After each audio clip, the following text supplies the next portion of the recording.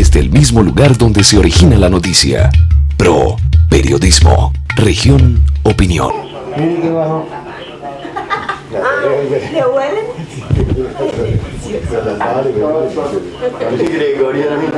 Huelen y saben, pero la vida.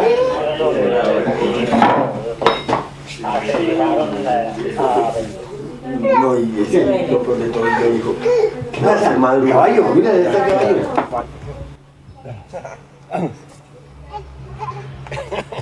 Los caballos, los caballos, los caballos, los caballos, los caballos.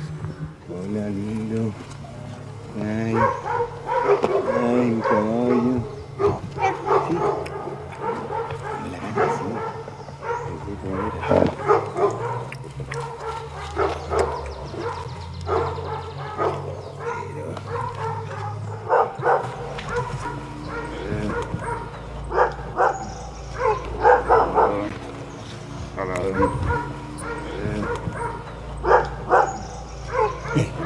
Ay, qué belleza descanso.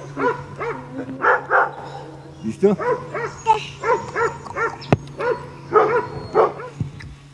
Es triste, antes había una pena que se llamaba la pena del destierro.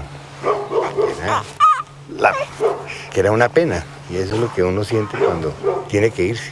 Una pena profunda, una pena que no puede resolver, que no para. Dejar estos amores que tengo, esta vida que me sostiene. Estas son mis posibilidades, estos son mis cariños. Yo nací entre caballos, yo nací en este sitio. Esto es lo que yo quiero.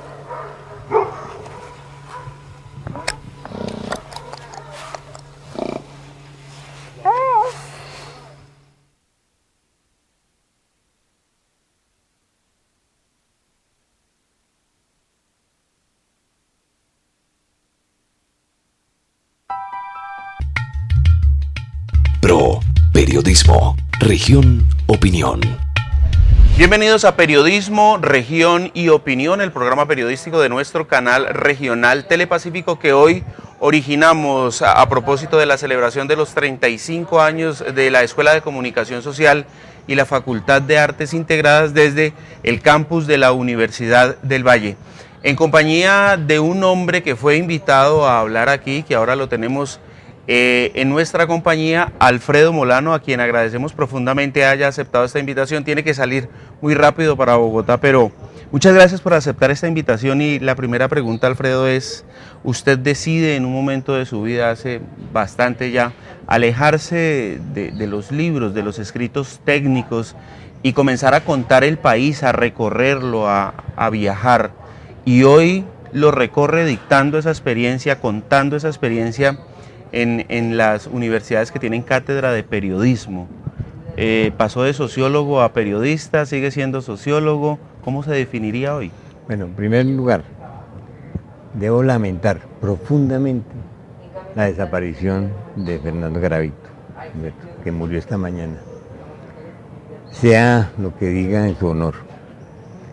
Yo abandoné la sociología, la academia, por una razón simple, porque era mucho más interesante la vida de la gente que la elaboración de conceptos o la estructuración de conceptos sobre la vida de la gente.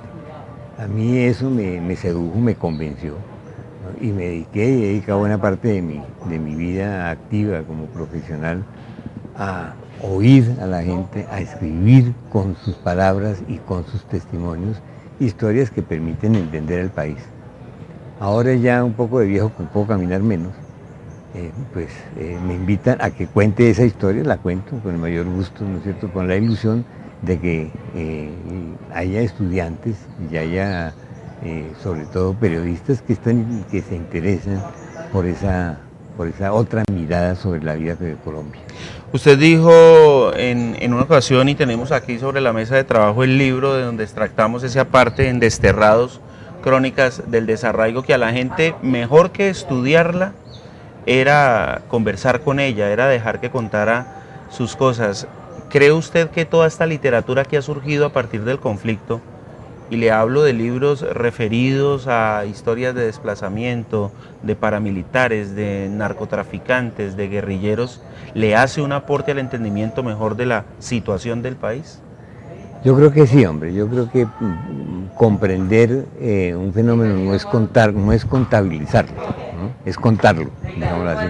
No son los números los que realmente nos cuentan la situación humana, son los colores, las calidades que están detrás de un hecho, de un acontecimiento. Es decir, la vida de la gente, para mí, dice más en principio que las cifras. No estoy desdeñando naturalmente las cifras, ¿no es cierto? Pero contar homicidios no es igual a contar un homicidio, ¿cierto? Se complementan, pero yo opto por el primer camino.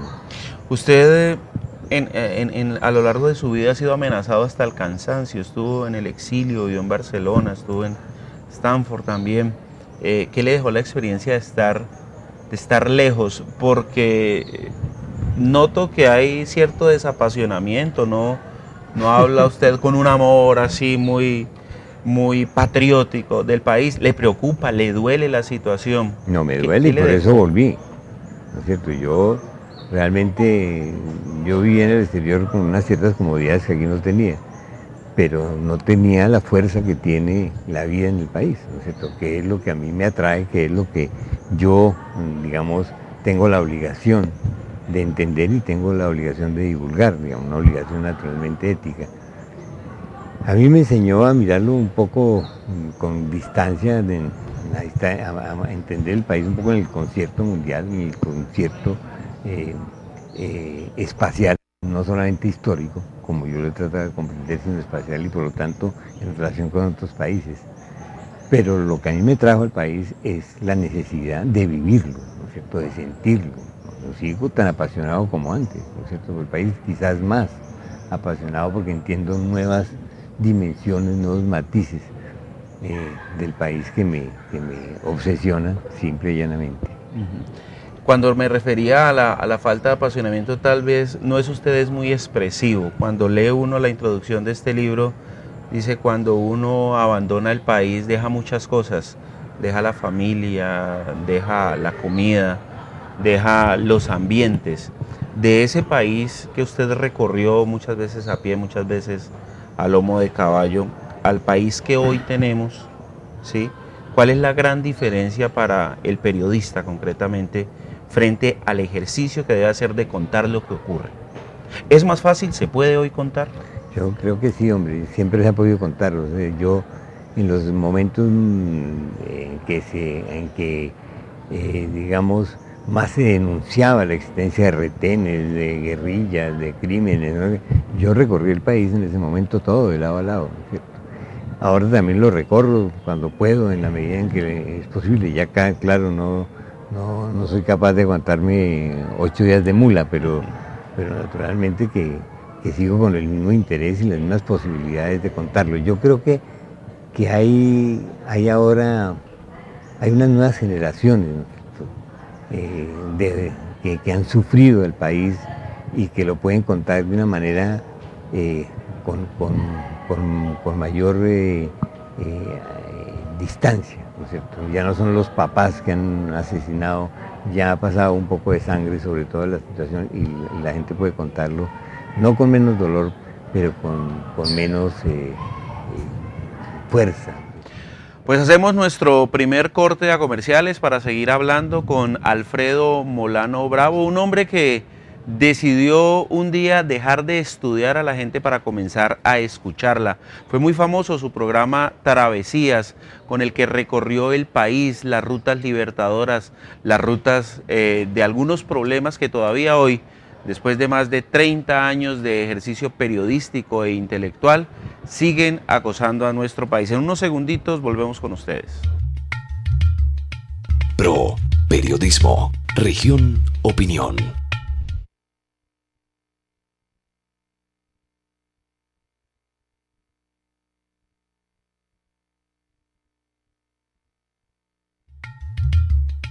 Pro Periodismo, Región Opinión. Estamos en el Alto Palo de Letras, en la frontera entre Colombia y Panamá. Por aquí pasará la carretera panamericana rompiendo una selva maravillosa, dos parques, el del Darién, que queda en Panamá, y el de Catíos, que queda en Colombia, y un resguardo, el resguardo Cuna. Uno se pregunta por qué, en vez de que a la América la una carretera, no la puede unir una selva de estas.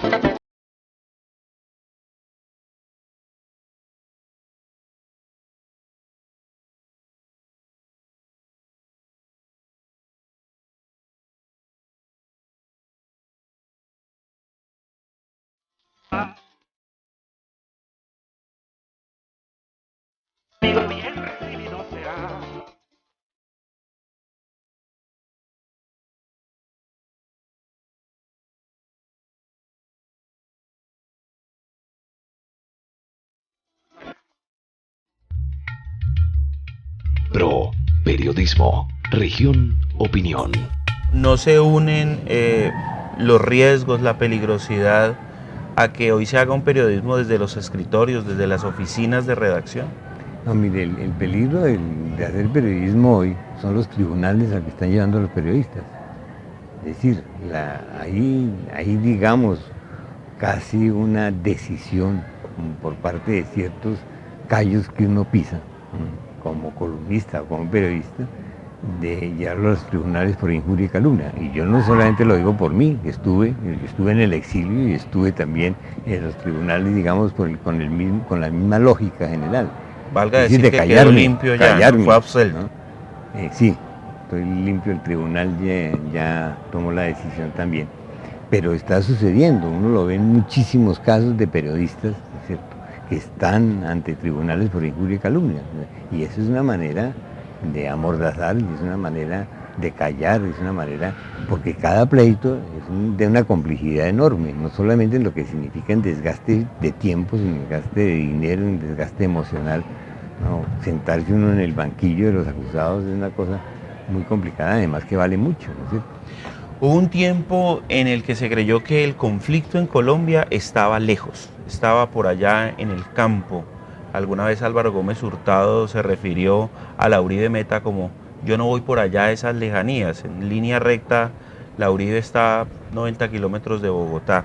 Usted que recorrió el país, que vio todas esas zonas, ¿cree que el conflicto se nos haya venido encima, esté cerca a las ciudades, siga muy distante en el campo, en lugares a donde no llega la presencia del Estado y el que llegue con un arma manda? Lo acabo de decir en esta conferencia. El conflicto va para donde va la gente. Y la gente, esos 5 millones de desplazados que hay, que están en las ciudades, traen el conflicto. Traen el conflicto no como un programa, no como un proyecto político, sino como una simple necesidad de sobrevivir. Las ciudades sin empleo, con represión, con expectativas de consumo crecientes, pues van a ser un hervidero. Yo creo que es posible que el conflicto se esté comenzando a trasladar a las ciudades en el sentido, ¿no es cierto?, de que se están generando formas de sobrevivencia urbana violenta. Es decir, la extorsión generalizada, la vacuna por todos los lados, en cualquier esquina, en cualquier calle. Eso va a ser una nueva modalidad de financiación y una nueva forma de violencia hasta ahora apenas conocida. Colombia está en estos momentos al frente de los primeros 100 días de gobierno del presidente Juan Manuel Santos. Hay un interés marcado de parte del gobierno de precisamente marcar la diferencia con el antecesor, con el expresidente Álvaro Uribe Vélez. Los analistas aseguran que es lo mismo, pero en un cuerpo ajeno. Muchos proyectos, y uno tal vez el más importante de todo el paquete legislativo, el de la ley de víctimas, y una parte muy concreta, y es la restitución de tierras. El conflicto colombiano históricamente ha sido por la tierra. ¿Cuál es su opinión frente a esta propuesta, a la que muchos dicen, primero, vale muchísima plata, y segundo, ya comienzan a ponérsele trabas? No, trabas y se las van a seguir poniendo, es decir, hay 3 grandes trabas. Una, el tránsito de la iniciativa del gobierno por el Congreso. Usted sabe, la mayoría de esos congresistas tienen que ver con la tierra, o son latifundistas, o amigos de los latifundistas, o deudores de los latifundistas. Entonces ahí va a haber un primer problema. Ya han comenzado, digamos, las críticas. Hablo de Miguel Gómez, por ejemplo, de la SAC, de FEDECAN, de la ANTI, de todos los gremios económicos en contra de la ley, y naturalmente va a salir una ley muy distinta a la que el gobierno ha presentado. Segundo, a partir de ahí va a haber una cantidad de enredos judiciales, ¿no es cierto?, en la aplicación misma de la ley, porque van a llenar eso de micos, de otrocis, de articulitos, ¿no es cierto?, que van a hacer muy difícil, digamos, el proceso judicial para la entrega de la tierra. Y una vez cumplido eso, si se cumple, están esperando a los campesinos gente armada, naturalmente, que no se va a dejar quitar la tierra tan fácil, o gente que ya ha transitado, digamos, de buena fe de uno u otro lado, y van a encontrarse con un problema grave. Y otro problema, digamos, hermano de eso, es que hay mucha gente que no tiene garantías para volver y que no tiene ganas de volver. Eso también habrá que resolverlo. Pero a mí me parece que la iniciativa de las 2 millones de hectáreas, a mí por lo menos me dejó desconcertado, yo no lo esperaba. Y viendo desde ya las dificultades que tiene la aplicación de esa promesa. Alfredo Molano Bravo, 66 años, comenzó estudiando sociología en la Universidad Nacional de la mano de su gran amigo, el hoy fallecido Orlando Fals Borda, un hombre que ha colaborado con un sinnúmero de medios de comunicación, revistas como Eco, Cromos, Alternativa, Semana, Economía Colombiana, y que hoy es columnista del diario El Espectador y que sigue trabajando en procura de llevar una mirada desde los libros, desde el periodismo, desde la televisión, acerca de la situación de Colombia. Vamos a comerciales y ya regresamos. Pro Periodismo, Región Opinión.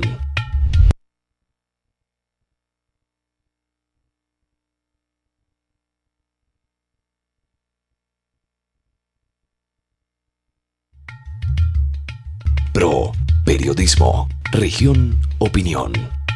Aquí nadie me quiere, ¿no? Estas paredes me son ajenas, esta cama no es mía, estas almohadas son de otra gente. ¿Cuánta gente se ha muerto aquí en este mismo sitio, donde yo me puedo morir?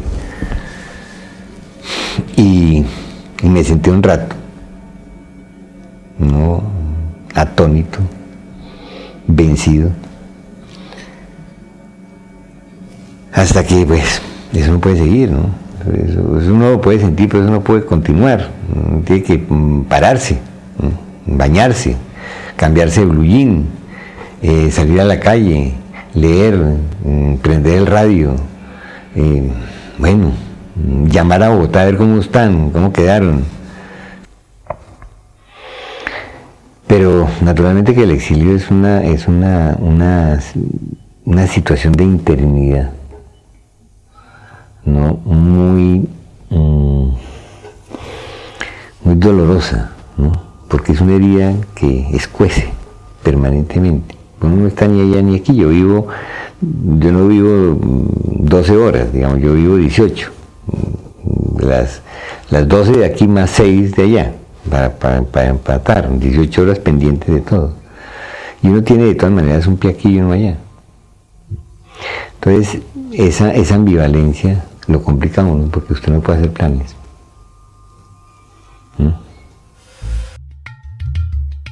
Pro Periodismo, Región Opinión.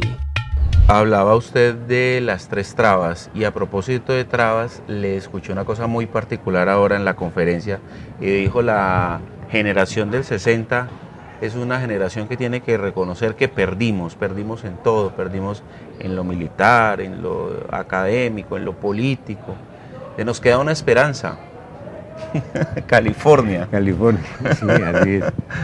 Sí, ciertamente, donde el referendo se aprueba en California, ¿no es cierto?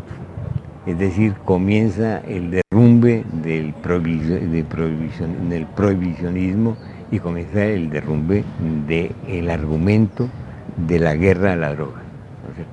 Se viene abajo eso en California, se viene abajo eso rápidamente en México, y naturalmente como un efecto de dominó va a suceder en toda América Latina, particularmente en Colombia. Eso de que nosotros seguimos la lucha solos, eso es pura carreta. Aquí no hemos hecho la lucha solos contra el narcotráfico, no la vamos a hacer solos. Si los Estados Unidos desactivan eso se acaba. Y lo de la marihuana con algunos años de diferencia, pero va a seguir también lo de la coca y lo de la despenalización de muchísimos hechos y el control estatal sobre la venta, consumo y producción de drogas.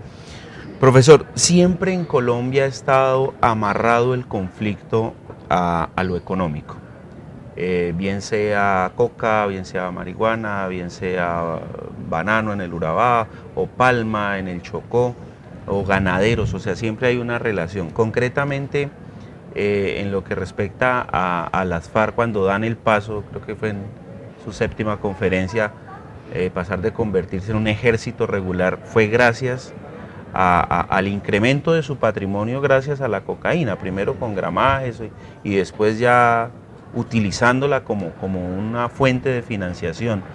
Ha sido en Colombia la droga, sea cual fuere, un elemento preponderante para avivar más el conflicto. La droga le ha servido a todos los ejércitos, ¿no es cierto?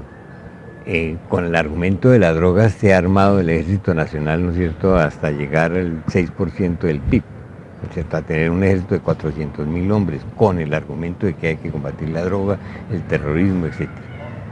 Los paramilitares, naturalmente, que han funcionado con la droga, como exportadores, como productores. Ahora bien, la diferencia que hay, a mi manera de ver, entre la fuente de financiamiento de droga para la guerrilla o para los paramilitares es que difícilmente la guerrilla puede consolidar un patrimonio, tiene que gastarlo en armas. Es decir, yo no dudo que se financie en parte por el lado del narcotráfico, de los cultivos o de la extorsión, lo que usted quiera. Pero lo que sí creo es que no tienen la manera de tener casas con piscina, ¿cierto? ¿No es cierto? Eso tienen que gastarlo en armas porque la sobrevivencia es el arma y no la piscina. En cambio, un de estos paramilitares que puede tener las casas como se han visto en los reportajes de la prensa, casas en Cartagena, casas en Magdalena Medio, casas en Sincelejo, etcétera. Hay que ver lo de las casas de Mancuso en Montería, en los barrios donde viven los narcotraficantes. Pues eso es muy diferente. Una cosa es una cosa y otra cosa es otra cosa. Usted es actualmente columnista del Espectador. ¿En qué proyecto de libro o de investigación anda metido? Ando metido en otro proyecto siguiendo en la pista a la gente, es decir, son los refugiados que están en el Ecuador, la gente que ha sido desplazada de Colombia y vive en la frontera. En cuanto a la situación que hoy atraviesa Colombia, muy particular frente a... Es un país que en 8 años creyó haber, por cuenta de medios de comunicación, del gobierno, ¿sí?, creó una especie de paraíso, por lo menos mediático, de que las cosas estaban bien. Y llega un presidente a decir, hay muchas cosas que están mal y comienza todo este revolcón. ¿Qué cree que nos vaya a dejar esta etapa? Pues, me refiero a los 8 años de Uribe y a este comienzo. Yo creo que la perspectiva para Uribe y para el uribismo es delicada, ¿cierto? Y por eso están decididos a pelear políticamente de nuevo. Por eso Uribe anda por aquí, ¿cierto?, buscando la manera de ganar las elecciones de participar en su favor, ¿cierto?, en las elecciones de gobernadores y alcaldes. Pero esa unidad nacional alrededor de Santos yo creo que va a ser la primera víctima del nuevo proceso que estamos viviendo.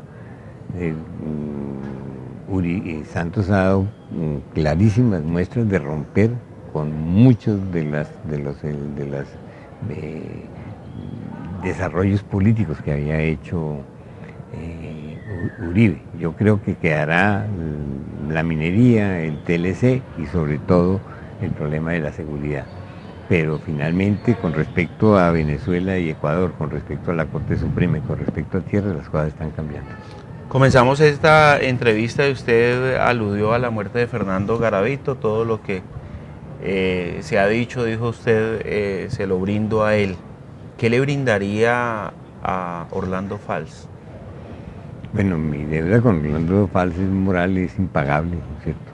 Yo soy discípulo de Orlando, fui su amigo, estuve con él hasta los últimos días Lamenté no haber estado junto a él en la hora de la muerte, pero yo de Orlando he aprendido lo que sé y mi tributo y ferviente. Y ya para finalizar, se está tramitando en el Congreso la ley de Elías.